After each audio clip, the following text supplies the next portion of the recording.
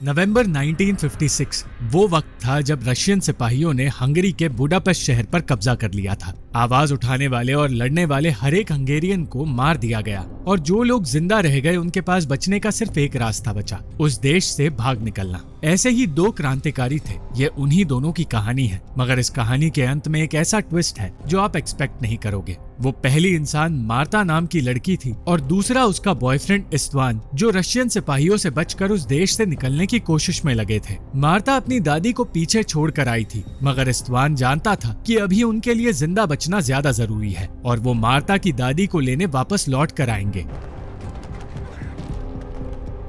Marta को इस सब के बीच अपने चेस बोर्ड की भी फिक्र थी, मगर इन सारी बातों को पीछे छोड़कर वो हमलावरों से बचकर रात होते होते उस ट्रेन तक पहुंचे जो बुडापेस्ट से निकलने वाली है। परेशानी की बात ये थी कि उस ट्रेन में चढ़ना आसान नहीं था और ये वहां से निकलने वाली आखिरी ट्रेन थी। इस्त्वान के पास ट्रेन की टिकट खरीदने के अलावा कोई रास्ता नहीं बचा, मगर उसके पास टिकट के लिए पूरे पैसे नहीं थे। मगर खुशकिस्मती से वो एक टिकट खरीदने में कामयाब हुआ। वो ये तक नहीं बता सकता था कि वहाँ वो अपनी गर्लफ्रेंड के साथ आया है, क्योंकि उसके पास सिर्फ एक ही टिकट थी और मुश्किल से सच छुपाकर वो ट्रेन में बुडापेस्ट से बाहर जाने के लिए रवाना हुए। ठीक उस वक्त बी नाम के एक पादरी को गिरफ्तार करके जेल में लाया गया और उसे जबरदस्ती कन्फेशन के लिए कहा जाने लगा। एक तरफ बी जेल में बंद था तो दूसरी तरफ लोगों की भीड़ में इस्त्वान मार्ता को ढूंढकर उसे उसकी टिकट दे रहा था। मार्ता और इस्त्वान अपने डर को हटाकर आराम करने की कोशिश कर रहे थे, मगर इस ट्रेन में उन्हें ऐसे कुछ लोग मिलने वाले थे जो उन्हें आराम करने का मौका नहीं देने वाले।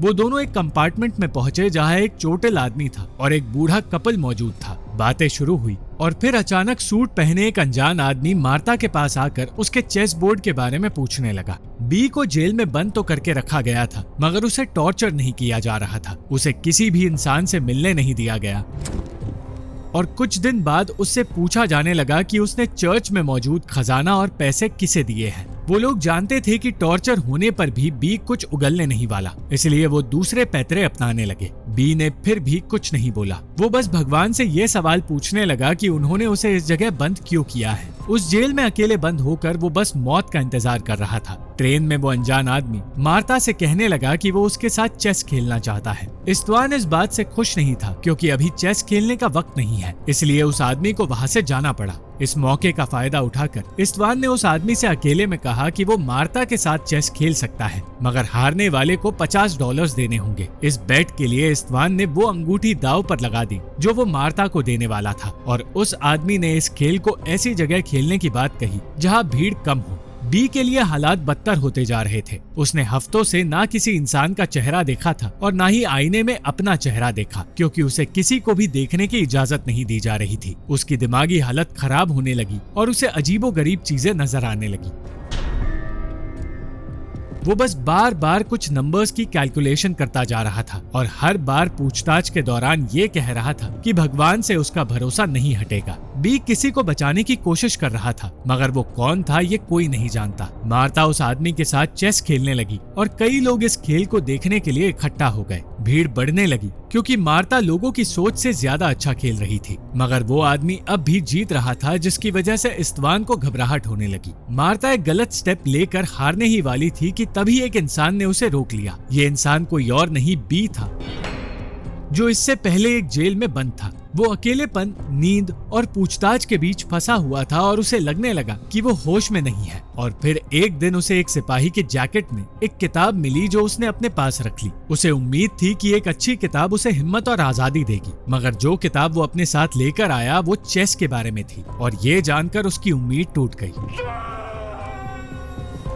आज ट्रेन में वो उस किताब से सीखी हुई सारी बातों का इस्तेमाल करके मार्ता को सही कदम उठाने के लिए कहने लगा, मगर किसी ने उसकी बात नहीं सुनी। बी की कही हर एक बात सही साबित होने लगी और मार्ता वो गेम हार गई। मार्ता के लिए तो ये सिर्फ एक गेम था, मगर इस्त्वान ने दांव पर लगाई अपनी अंगूठी खो दी। ये सच जानकर मार्ता उससे बहुत ज्यादा नाराज हुई, क्योंकि जो अंगूठी उसने दांव पर लगाई थी वो मार्ता की माँ की अंगूठी थी जो वो अपनी शादी में पहनने वाली थी। जेल में किताब पढ़कर बी ने अपना ध्यान पूछताछ से हटाया और अकेले चेस खेलने लगा और चेस खेलते खेलते उसने सिपाहियों को 2 नाम भी बता दिए। उस अनजान आदमी ने इस्त्वान को उसकी अंगूठी वापस दे दी, मगर मार्ता अब भी नाराज थी। वो बी को ढूंढने लगी, मगर ऐसा करते हुए वो कुछ ऐसे लोगों के सामने जा पहुंची जिन्हें देखकर उसे बूडापेस्ट में हुई चीजें याद आई। इस्त्वान की उस अनजान बूढ़े आदमी से दोस्ती हो गई और तब उसे पता चला कि बूडापेस्ट में उसकी घड़ी टूट गई थी।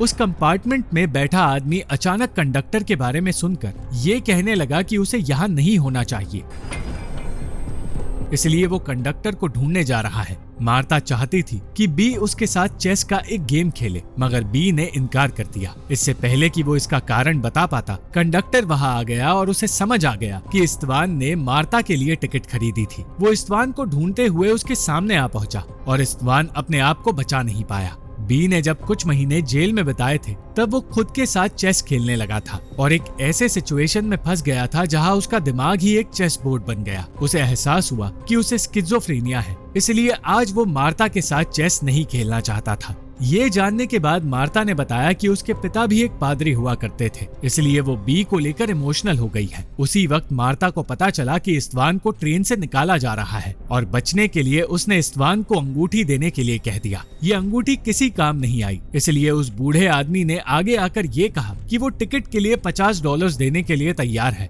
मगर इसके बदले बी को उसके साथ चेस का एक गेम खेलकर उसे हराना पड़ेगा। इस्त्वान और मार्ता की मदद करने के लिए बी राजी हुआ और इस खेल के बीच मार्ता को फिर से अपना अतीत याद आने लगा। इस्त्वान को डर था कि बी वो खेल हार जाएगा और इस बीच उसे वो चोटिल आदमी याद आया जो कंडक्टर से मिलने गया था। वो उसी आदमी को ढूंढने निकल पड़ा और ये सारी चीजें एक अनजान औरत देख रही थी। इस्त्वान को उस चोटिल आदमी की बैग मिल गई, मगर कंडक्टर की नजर अब भी उसी पर थी।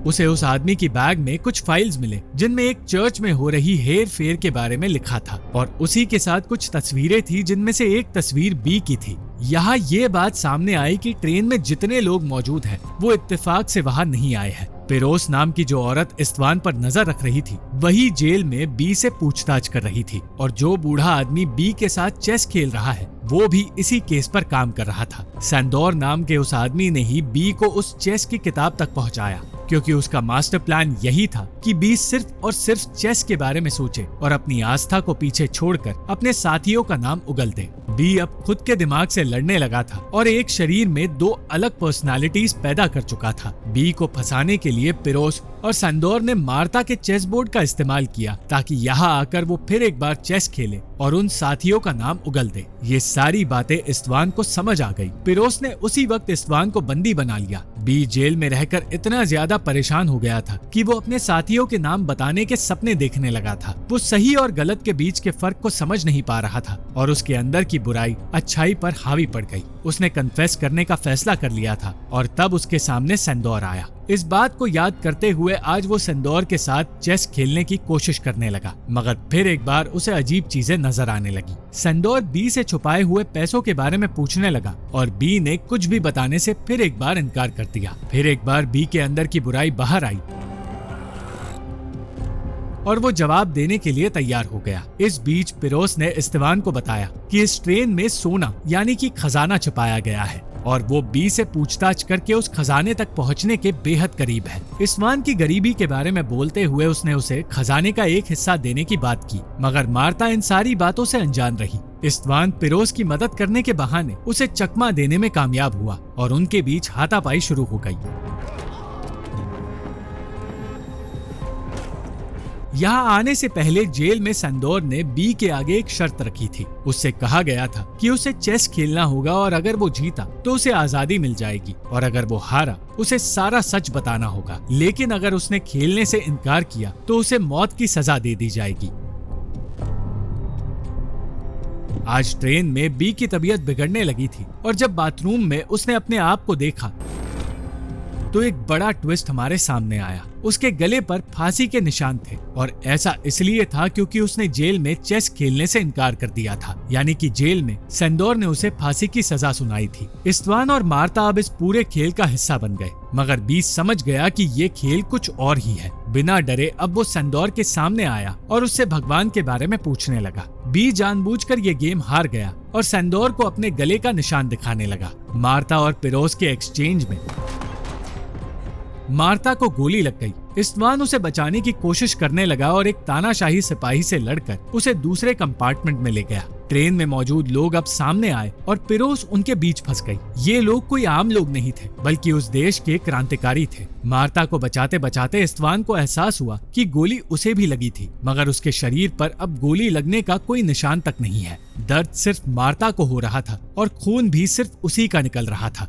ये देखकर उसे वो आदमी याद आया जिसका खून बह रहा था और वो कह रहा था कि उसे इस ट्रेन में नहीं होना चाहिए। उस आदमी को ट्रेन से निकाल दिया गया था और अब इस्त्वान मार्ता को इस ट्रेन से निकालना चाहता था, क्योंकि ये ट्रेन असल में कोई ट्रेन है ही नहीं। सच ये था कि इस ट्रेन में मौजूद हर एक पैसेंजर मर चुका है। ट्रेन का कंडक्टर एक यमदूत है और ये ट्रेन बॉर्डर पार करने वाली है, यानी कि उन आत्माओं को मुक्ति की तरफ ले जा रही है। बी को फांसी दे दी गई थी और ये बात सैंडोर को भी जल्द ही समझ आ गई। सैंडोर खुद भी मर चुका था, मगर क्योंकि वो एक आत्मा है इसलिए उसे कुछ भी याद नहीं था। पिरोज और उसके साथी को क्रांतिकारियों ने जान से मार दिया था और सैंडोर ने खुदकुशी कर ली थी। बी एक शहीद की मौत मरा जिसने अपनी आस्था और अपने साथियों को कभी धोखा नहीं दिया।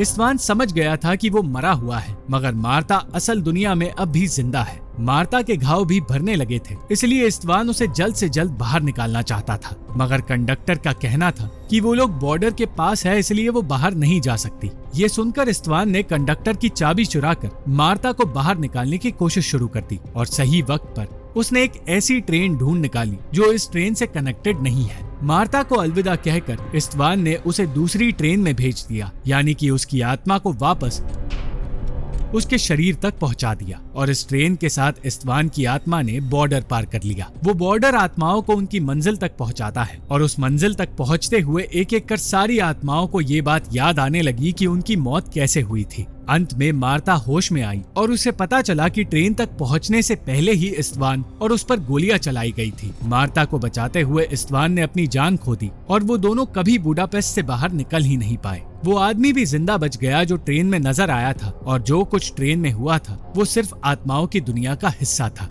अगर आपको ये वीडियो पसंद आई तो इस वीडियो को लाइक, शेयर और इस वीडियो पर कमेंट जरूर करें और इस चैनल को सब्सक्राइब करना मत भूलना।